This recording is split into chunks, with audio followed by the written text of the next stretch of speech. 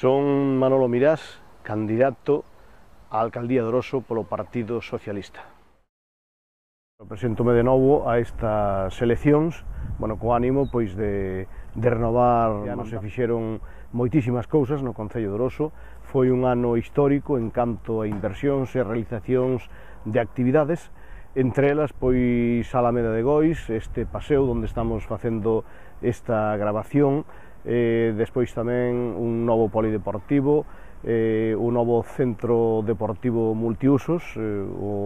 tamén o polígono industrial de Oroso Pequeno, as infraestructuras para achegarse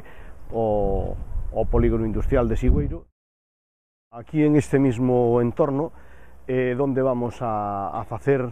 o albergue de peregrins. Aquí ao lado temos pensado, unha das nosas premisas é facer unha piscina cuberta, climatizada, como prioridade, e aquí cerca facer a Casa da Xuventude, e tamén neste mesmo entorno do río Carboeiro facer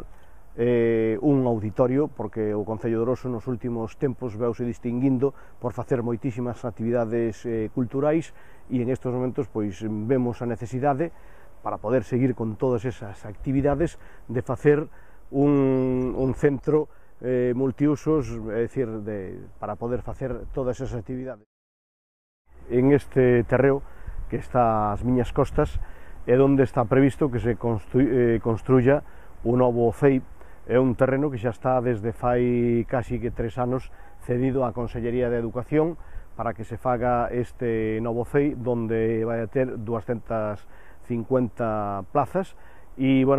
esperamos que este novo CEI que solucione todos os problemas de plazas que temos en este momento, plazas educativas no Concello, e además que o faga durante bastante tempo. O Concello de Oroso é un concello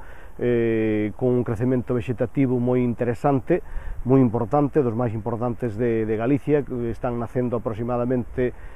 sobre 115-125 nenos ano, e esperamos que con isto se poida solucionar. E un pouco máis atrás, para lá da estrada que temos ás nosas costas, é onde vamos a facer tamén unha nova gardería de 100 prazas,